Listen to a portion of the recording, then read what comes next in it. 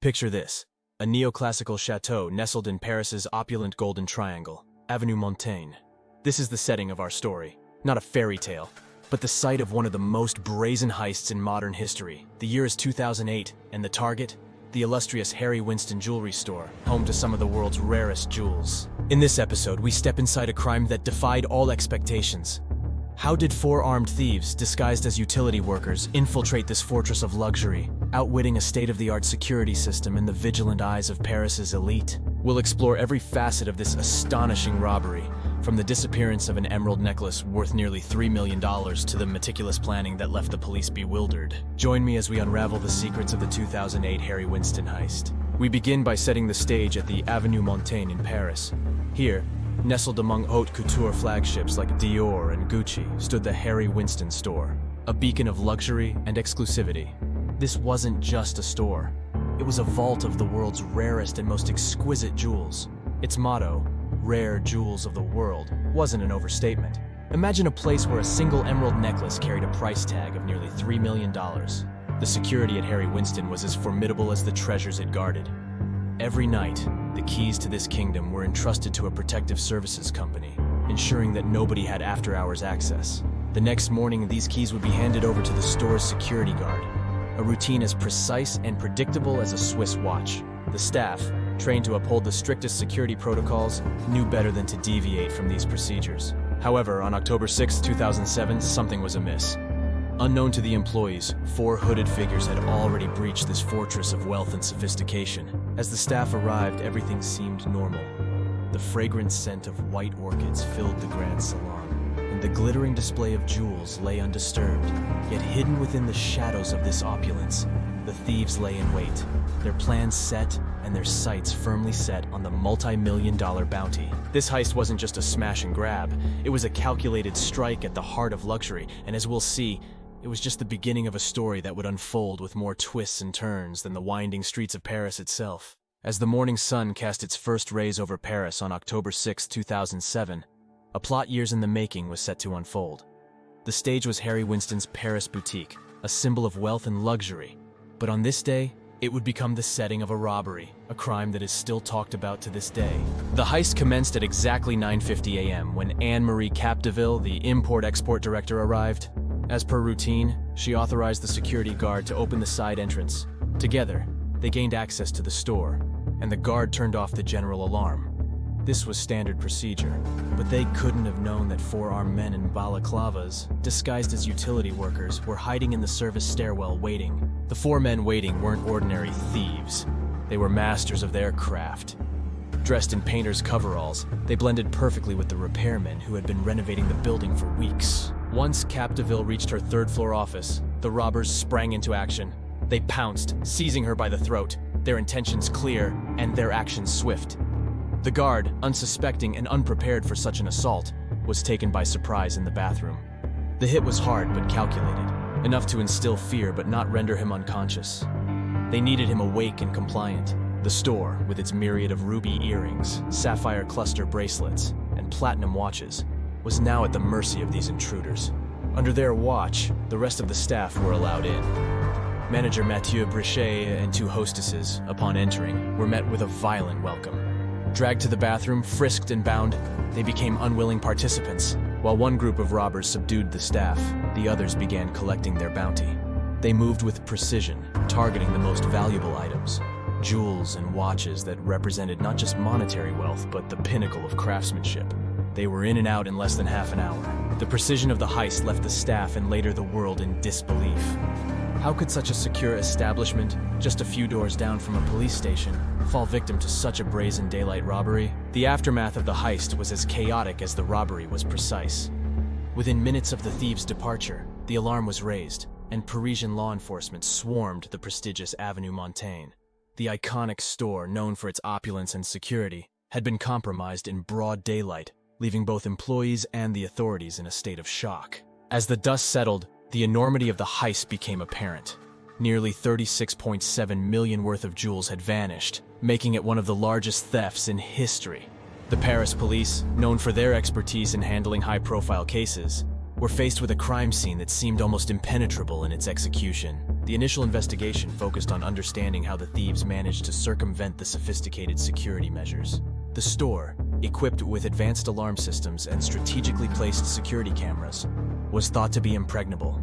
Yet the thieves had not only entered and exited without setting off alarms, but had also managed to stay hidden inside the store overnight, a feat that baffled investigators. As detectives combed through the evidence, they pieced together a timeline of the events. The robbers, disguised as utility workers, had managed to blend in seamlessly with the ongoing renovations in the building.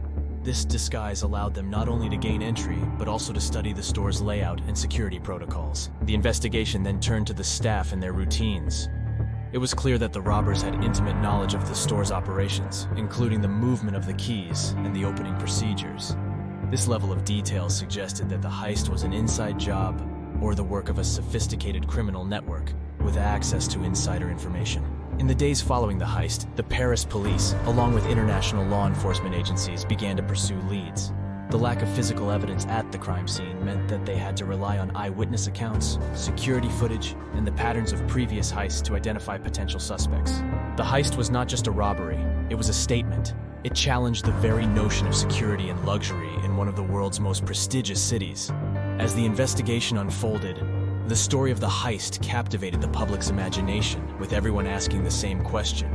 Who were these thieves, and how did they pull off the impossible? In the aftermath, luxury retailers worldwide began scrutinizing their security measures. From Fifth Avenue in New York to Bond Street in London, store managers and security experts convened meetings to reassess their vulnerability to such sophisticated threats. The heist became a catalyst for innovation in security technology, with an increased emphasis on advanced surveillance systems, biometric access controls, and AI-driven threat detection algorithms. Retailers also started investing more in covert security measures, realizing that overt displays of security could no longer guarantee safety against such well-planned heists. Furthermore, the heist highlighted the limitations of traditional security protocols. It became clear that human factors such as staff training and internal vigilance were just as crucial as technological solutions. Consequently, there was a surge in specialized training programs for employees, focusing on situational awareness, emergency response, and recognizing the subtle signs of a potential security breach. The realization that such crimes could be the work of transnational criminal networks prompted a stronger collaboration among international police agencies. Interpol, Europol, and other regional law enforcement entities intensified their efforts in sharing intelligence, tracking the movements of known criminal syndicates, and coordinating responses to cross-border crimes. The Harry Winston Heist was a watershed moment in the history of luxury retail and international crime. It redefined the standards of store security, reshaped law enforcement strategies, and underscored the need for a proactive, adaptable approach to combating high-stakes crime in an increasingly interconnected world. In the wake of the heist, the Paris police faced an intricate puzzle. With no fingerprints, no DNA traces, and a crime scene wiped clean, the investigators had to rely on their wits and a deep understanding of the criminal world. The first theory explored was the possibility of an inside job. The precision of the heist suggested that the robbers had detailed knowledge of the store's layout, security systems, and staff routines. Every employee, from the top executives to the security personnel, came under scrutiny.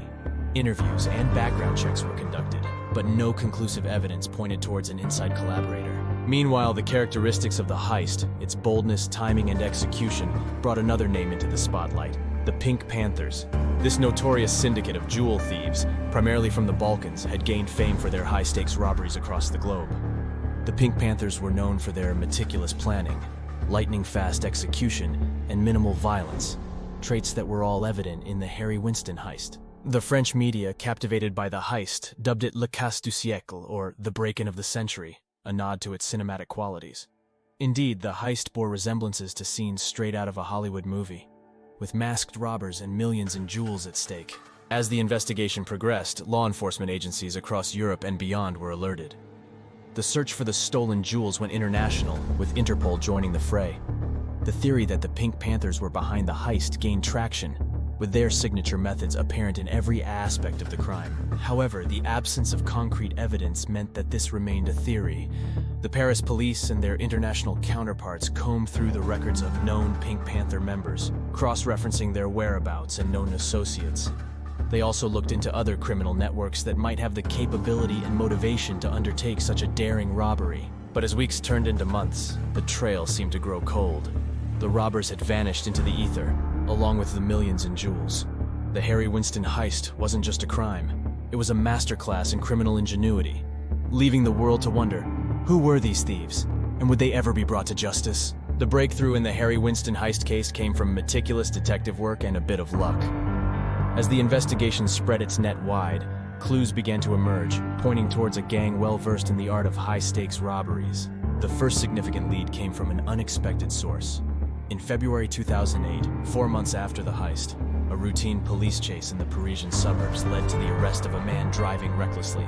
The man, Farid Alou, was found with a significant amount of cash on him. While initially arrested for traffic violations, the police soon linked the cash to the Harry Winston robbery.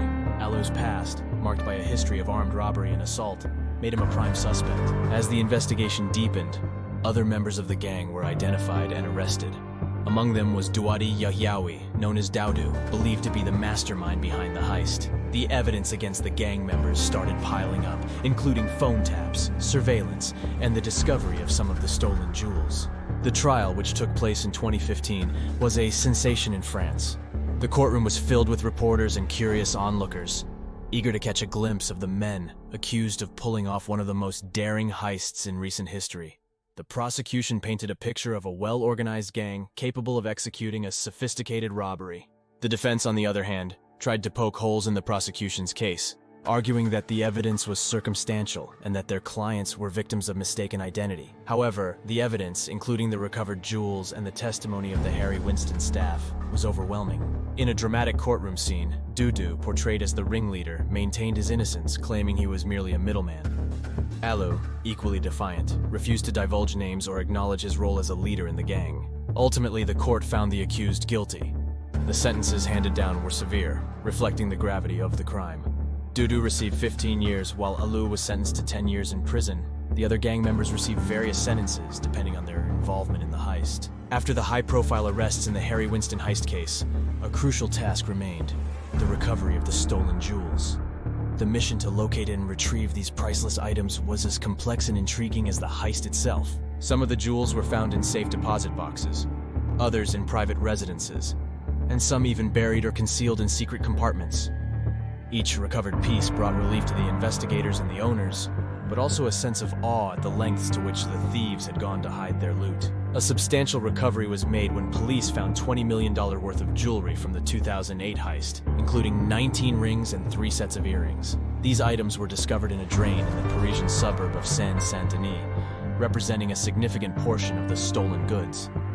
This discovery, hidden away in a location as mundane as a drain, highlighted the cunning methods employed by the thieves to hide their loot. Despite these successes, a significant portion of the stolen jewels remained unaccounted for. Rumors swirled about their whereabouts. Some speculated they were smuggled out of the country. Others believed they were sold in the black market or broken down to avoid detection. The recovery process was not just about reclaiming lost property. It was a vital part of the legal proceedings against the accused. Each recovered jewel served as evidence, strengthening the prosecution's case and providing a sense of closure to a crime that had seemed almost perfect in its execution. As the curtains fell on the trial of the Harry Winston heist, the legacy of this crime continued to resonate around the world. The heist not only highlighted the vulnerabilities of even the most secure establishments, but also showcased the lengths to which criminal networks would go to execute such bold plans. Several questions remain unanswered. The fate of a significant portion of the stolen jewels, valued at millions of dollars, is still unknown. These missing jewels represent not just monetary value, but also a loose end in an otherwise neatly tied case. Moreover, the trial did not definitively conclude whether the Pink Panthers, the infamous syndicate of jewel thieves, were directly involved in the heist. While the methods and execution bore their hallmark, the absence of concrete evidence linking them to the crime leaves room for speculation. The shadow of the Pink Panthers looms over the case, a reminder of the ever-present threat posed by such international criminal organizations. The heist also left an indelible mark on popular culture, inspiring books, documentaries, and films.